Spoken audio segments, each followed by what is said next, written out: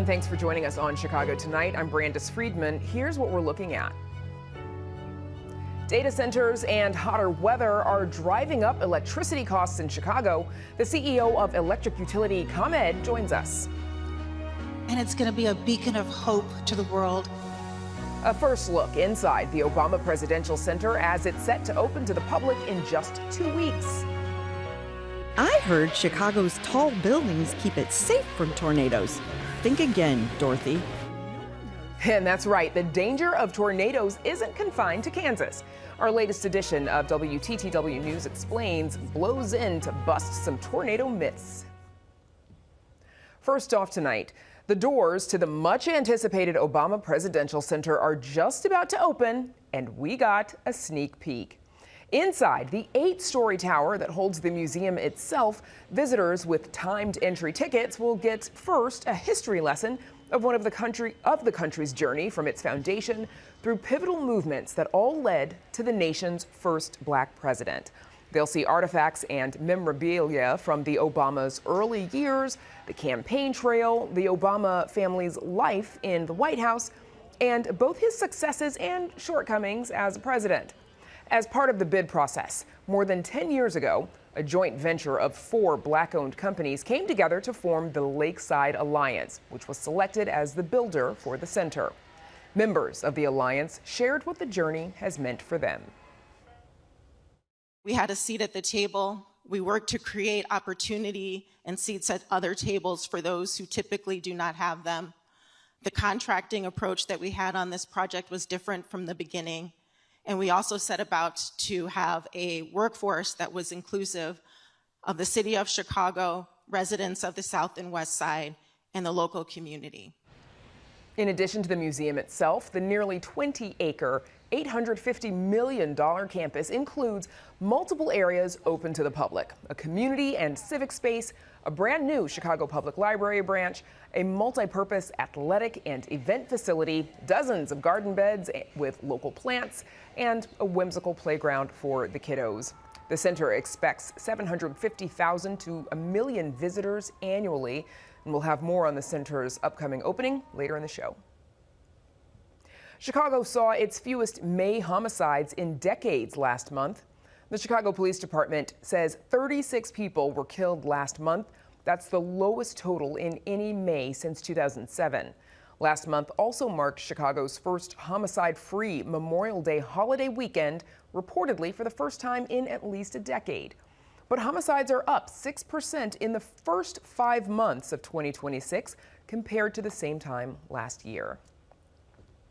School is out for Chicago Public School students, but the district's top educator, CEO Macklin King, is reminding parents there are still plenty of learning opportunities for young people over the summer, if you can convince them. The Chicago Public Library is running its annual reading program, Summer at CPL. Students can visit the CPS website for some STEM activities, and for bigger kids, Chicago Youth Works, formerly One Summer Chicago, is putting some young folks to work with an anticipated 29,000 jobs and internships. Up next, one-on-one with the leader of ComEd. He joins us right after this. Chicago Tonight is made possible in part by the Alexandra and John Nichols family, the Polk Brothers Foundation, and the support of these donors.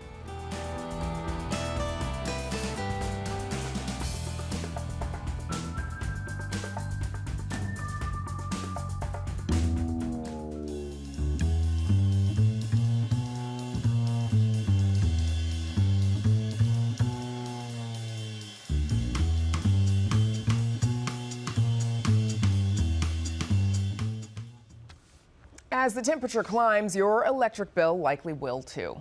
Commonwealth Edison, Chicago's primary electricity distributor, has announced that city residents' monthly bills will increase beginning June 1st. The utility points to higher energy supply costs, increased demand from data centers, and strain on the nation's largest power grid as key reasons for the increase. ComEd CEO Gil Quinones joins us now to explain some of that and more. Welcome. Thank you for joining us. Thank you for having me. So ComEd announced in May, of course, that it is expecting monthly electricity prices to rise for consumers beginning June 1st, so a couple days ago. How much more per month can Chicagoans expect to see their bills increase? Yes. About $2 to $3 per month, and it's really because of the PJM interconnection supply cost. This is the grid operator that controls our power markets, and we pass that supply cost through our customers without any markup. Okay. So ComEd also announced a new small business customer affordability initiative today. Tell us about that. Yeah. This morning we were at the Chicago Urban League and we announced our small and medium-sized business customer relief fund. This is really to help customers who are late, small businesses who are late in paying their electric bills, to ease the burden, especially now in the summertime when air conditioning use is much more than in other normal times. Why did you all feel it was important to focus on small businesses, small and medium-sized businesses? Well, last year we did it for residential customers. So we had a $10 million customer relief fund for residential customers last year. And then we instituted a low-income discount rate. This is an income-based discount rate for families up to 300% of the federal poverty level. So this year we thought that it would be wise to add a customer relief fund for small and medium-sized businesses. They are the anchors of our community.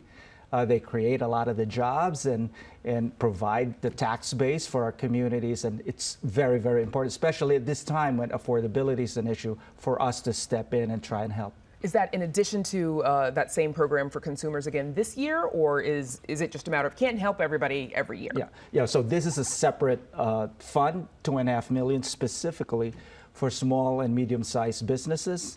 And it's also not just the only program that we would like to offer to them. We have energy efficiency programs, solar, energy battery storage, things that can really help our customers save on their bills, not only this summer, but ongoing, exactly. Okay, so another huge factor, of course, that we've all been talking about that's driving up costs is data centers. The demand for these centers has skyrocketed with the use of AI.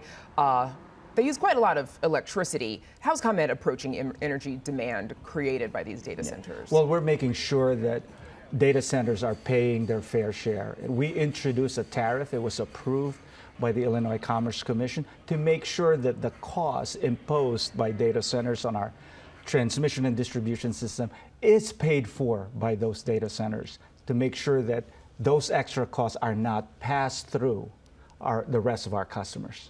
There's been some legislation floating around Springfield, did not pass in this previous legislative session, that would regulate data centers. It was the Power Act. Lawmakers say would prevent tech companies from shifting those energy costs onto consumers. Does ComEd support the Power Act? Well, we support responsible development of data centers. First, we want to make sure there are no cost shifting. We also support that it should limit its impact on the environment, water use, noise, etc. So I think you'll see a lot more initiatives, whether it's legislation or through executive action, to make sure that data centers are developed in a responsible way. Is that possible? Is some of the price that consumers are seeing and are paying, is that not also based on sort of the speculation, right? The anticipation of more data centers that are expected to or hoped to come online, and they may or may not materialize? Yeah. So it's really a matter of supply and demand. You're right. There is a forecast on what will be connected to the grid. Some of them may happen, some of them may not. That's the reason why we created this new tariff. And we require data centers to post financial security to make sure that if their applications or their plans don't happen as planned, that those costs are not transferred to the rest of the ratepayers. So in an order issued in March, the Illinois Commerce Commission wrote, quote, the cumulative maximum demand of requests to serve new large load projects that are already in the application process is nearly 1.2 times greater than the highest demand ComEd has ever needed to serve. Those large load projects, of course, referring mainly to data centers. Is ComEd ready to meet this demand going forward? Yes. And the way we're doing this is we want to make sure that those applications that you cited are all of the projects that we have in the pipeline. Most likely, not all of them are going to happen. The new tariff that we're requiring, the financial security that we're imposing, the higher application fees that we are asking from these data centers, I think will really flush out those that are speculative and will only be processing the real ones. And I believe that if we do that, we should be able to meet the needs, especially if the supply and demand imbalance is resolved by PJM. So ComEd's franchise agreement with the city of Chicago, it expired back in December 2020. Now, this is the deal that has been in place due to, it's remained in place due to automatic extensions that are baked into the agreement. But the new deal would give the city more leeway to transition to cleaner energy. This deal was initially inked in 1992, though. So what's the holdup? Is there a plan to ink a new franchise deal with the city of Chicago? Well, as you said, the existing agreement is in place. I don't think we need an agreement to transition Chicago to a clean, clean transition or clean energy. We're already doing that. But if and when the city's ready to look at that, a renewal of that agreement, we will be happy to engage with them. Okay. Have there been any conversations, I think? Not recently. Okay. So you haven't heard from the mayor's office, for example, or anyone on his team? Not recently. Not recently. Okay. We know that also ComEd is still dealing with the fallout from the corruption scandal in which former CEO Ann Pramaggiore and other company executives were found to have bribed former House Speaker Michael Madigan to secure favorable legislation. Pramaggiore is awaiting a new trial, it should be said. What steps has ComEd taken over the years to rebuild trust with customers? Well, we really have been instituting a lot of reforms over the last 5-6 years, and we operate at the highest level of standards of integrity and ethics. And that is, those are things that are on the rearview mirror at this point for us. In the rearview mirror, I mean, is there anything community things that steps that you all might be taking to ensure so that customers know that that's in the rearview mirror? Absolutely. All of our policies and procedures have been reformed. And we are, everything that we are doing, we're making sure that it's all within the regulations and the rules of the state and of the city. Okay. ComEd CEO Gil Quinones, thank you so much for joining us. We appreciate it. Thank you for having me. Good to see you. Appreciate it. Up next, mounting excitement for the opening of the Obama Center.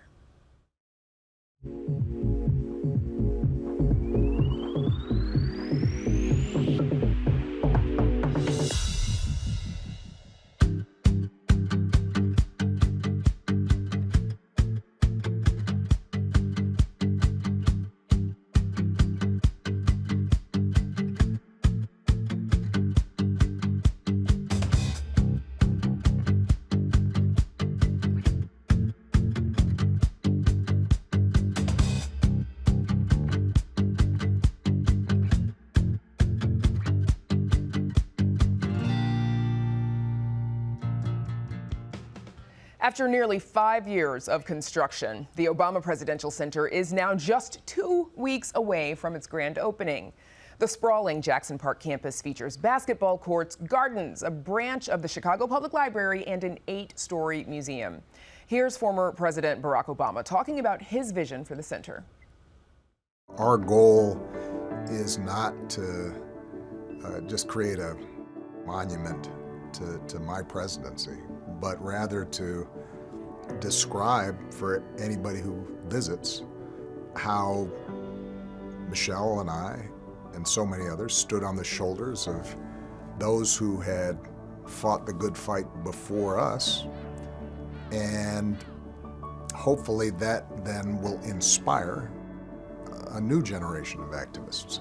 We want them to go through the exhibits and the stories of my presidency and say, oh, this is a part of me. This belongs to me. And here to share their reaction to the center's opening are Chicago Public Library Commissioner Chris Brown and Cheryl Durst, Executive Vice President and CEO of the International Interior Design Association.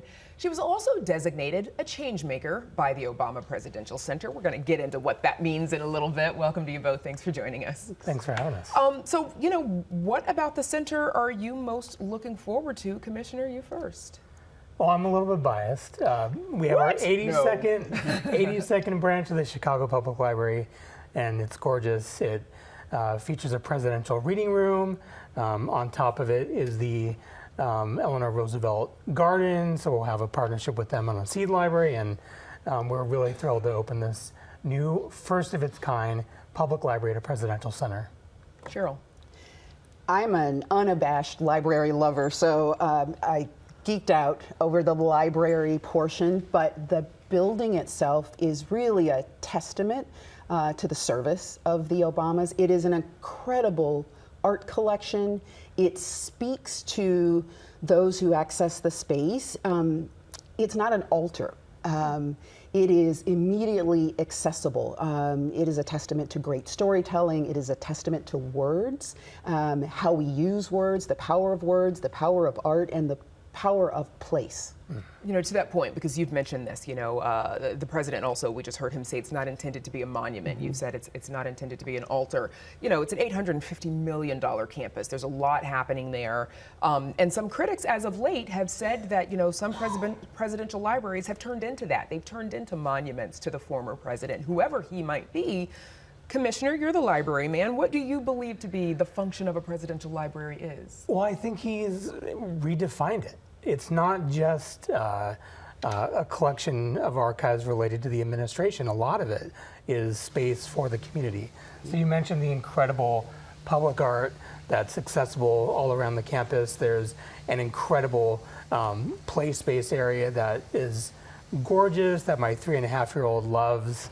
And I think it's incredible that when thinking about a library, they put a public library forward for this community, as opposed to just something for the administration. Yeah. The lower level of the presidential center, which often in museums and public spaces, that lower level is often forgotten. This feels like a living room, and it is accessible by the community.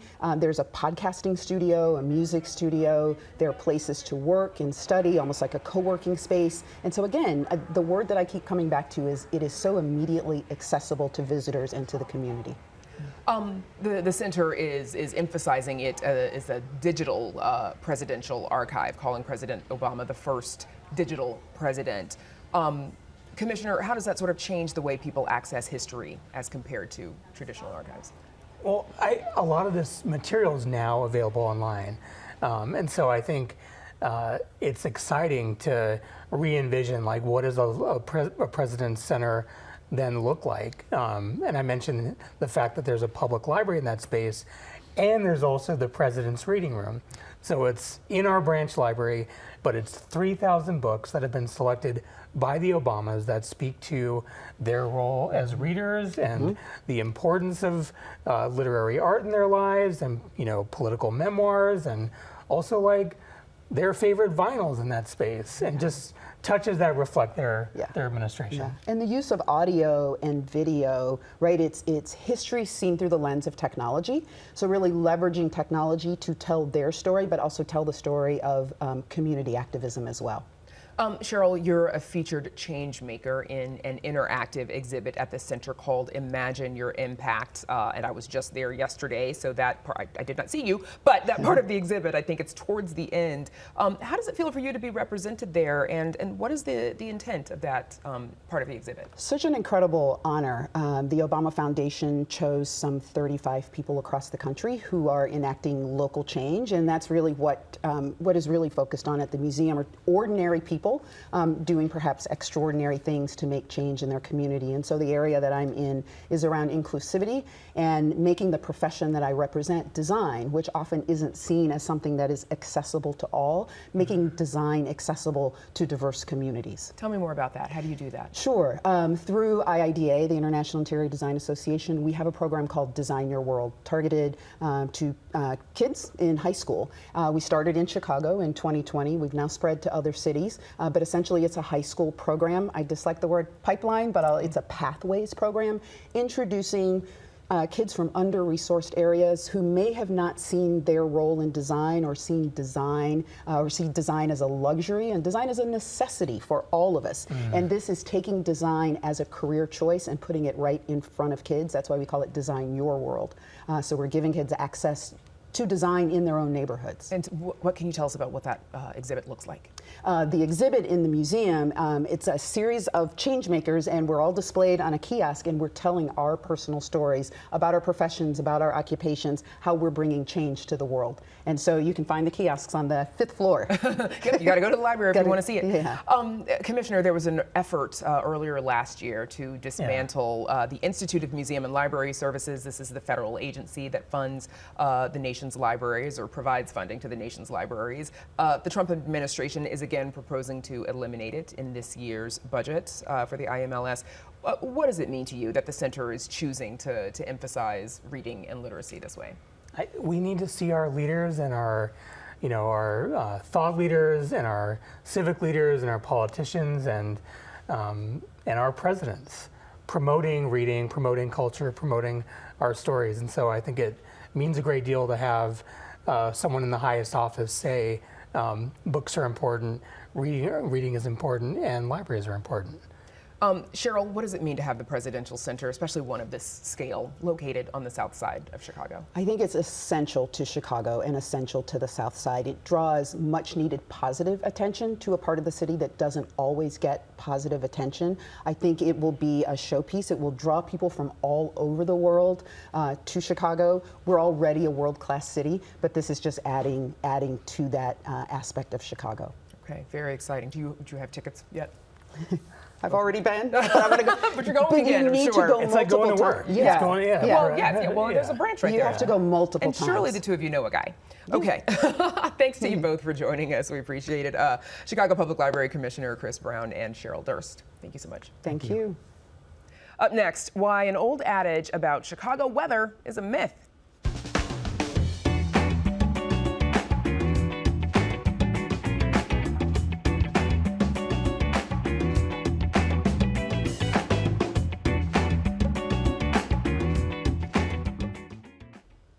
Among the many issues facing Chicago, tornadoes aren't on the list, right? Think again. In tonight's edition of WTTW News Explains, Patty Wetley follows the yellow brick road to clear up some of the myths surrounding the city and this weather phenomenon. Uh-oh, Toto, is that a funnel cloud on the horizon? Wait, how is that possible? I heard Chicago's tall buildings keep it safe from tornadoes. Think again, Dorothy. No one knows when or how this myth about Chicago and tornadoes started, but Mr. Tornado himself flat out said a twister could hit the loop and its skyscrapers. Who's Mr. Tornado? That would be the late University of Chicago scientist Ted Fujita. Why should we believe him? Well, the scale that rates tornado intensity from EF0 to EF5 is literally named after him. The F is for Fujita. Tornadoes not only can touch down in Chicago, they do. So what else are we getting wrong about twisters? For starters, the term tornado season is kind of misleading. While it's true that most of the tornadoes recorded in Illinois have hit between April and June, they've also struck the state every other month of the year. And Tornado Alley? That's another misconception. Tornadoes have touched down in all 50 states. Twisters can form anywhere at any time. That's what makes tornadoes so dangerous. They're wildly unpredictable. All they need is the perfect storm of weather conditions, starting with the clash of dry, cold air with warm, moist air. This is the kind of atmospheric instability that produces thunderstorms. Now, not every thunderstorm spawns a tornado, but sometimes, and scientists don't fully understand why, these conflicting currents start spinning inside a thundercloud. And if this funnel drops down from the cloud and touches the ground, it's a tornado. Winds inside tornadoes have been measured at more than 300 miles per hour. And even the weakest twister can pack a wallop with winds of 80 miles per hour. It's these gales and the debris they send flying that cause so much damage, not a change in air pressure. That's another myth. Thanks to advanced technology, meteorologists are getting better at predicting when tornadoes might occur and warning people to take cover. Air sirens were first used for tornado warnings in the 1970s. Chicago has 112 of them, positioned every couple of miles across the city. And when they start wailing, that's your cue to get indoors. Because getting caught in a tornado is a truly wicked experience.